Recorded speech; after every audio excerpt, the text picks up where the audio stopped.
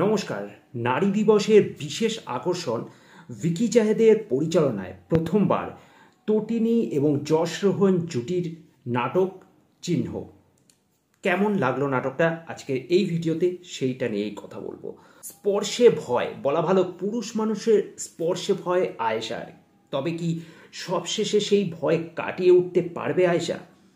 তো এমনই একটা হয়তো কিছুটা কমন একটা বিষয় হলেও ভিকি জাহেদের ট্রিটমেন্ট এবং তটিনীর অনবদ্য অভিনয়, এই কমন বিষয়টাও কিন্তু একটা আনকমন স্টোরি হয়ে ধরা দিয়েছে আমাদের কাছে। হ্যাঁ, এই বিষয়টা কমন কেন? কারণ এই সাবজেক্ট নিয়ে আমরা এর আগে অনেক সিনেমা বা ওয়েব সিরিজ দেখেছি যেগুলো হয়ে গেছে, তাই গল্পের যে কনসেপ্ট বা যে বিষয়বস্তু সেটা যে খুব ইউনিক আমি সেটা বলবো না, অবশ্যই একটা কমন বিষয়, কিন্তু সেটাকেও ভিকি জাহেদ যেভাবে তার পরিচালনার গুণে ফুটিয়ে তুলেছেন এবং তটিনী যেভাবে এটাতে অভিনয় করেছেন এবং বলা ভালো সবশেষে ক্লাইম্যাক্সে পরিচালক যেভাবে টুইস্টটাকে ঢুকিয়েছেন সেটা অবশ্যই নতুন লাগবে আপনার কাছে। হ্যাঁ, ক্লাইম্যাক্সে কিন্তু অবশ্যই চমক আছে, তাই নাটকটা দেখতে হলে পুরোটাই দেখতে হবে, মানে ক্লাইম্যাক্সের সেই টুইস্টের জন্য অপেক্ষা করতে হবে এবং শেষে গিয়ে অবশ্যই সেই চমকটা আপনাদের সারপ্রাইজ করে দেবে, কারণ সেখানেই পরিচালক যে তার নতুনত্ব বা যে ফ্লেভার সেটাকে ঢুকিয়েছেন।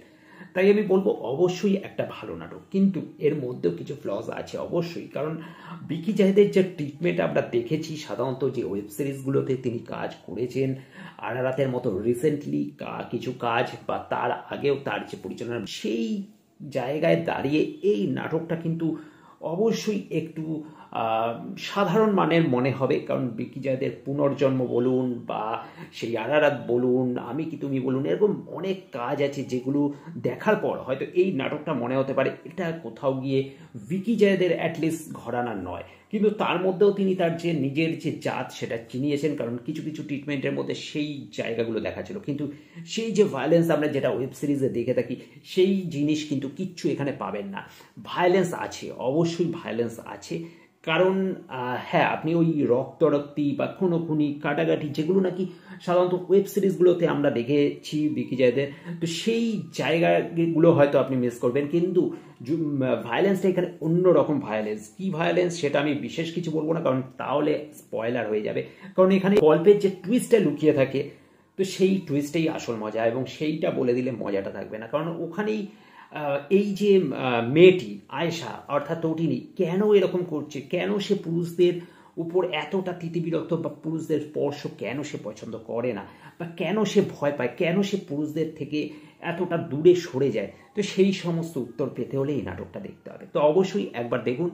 আমি বলবো আজকে নারী দিবসে এই রকম একটা সাবজেক্টকে তুলে ধরেছেন পরিচালক, তো অবশ্যই, এবং এখানে যশ রোহনের যে পারফরমেন্স সেটাও আপনাকে মুগ্ধ করবে, তার যে সরলতা সেটাও অবশ্যই মন ছুঁয়ে যায়, এবং সবশেষে আবার বলবো যে তটিনীরকে যতটাই দেখছি ততটাই সত্যি অবাক হচ্ছি, মানে নতুন এসে সে যেভাবে যে ভিন্ন ধরনের ক্যারেক্টারে কাজ করছে এবং এত দুর্দান্ত পারফরমেন্স তুলে ধরছে, তো সেটা সত্যি মন জিতে নেওয়ার মতো। আবারও একবার মন জিতে নিল তটিনী। সবশেষে বলবো ভিকি জাহেদের মানে সেই পরিচালনাটাকে মাথা থেকে সরিয়ে যদি একটা ফ্রেশ কিছু নাটক বা পেতে হয় তাহলে অবশ্যই এই নাটকটাও একটা ভালো নাটক হতে পারে।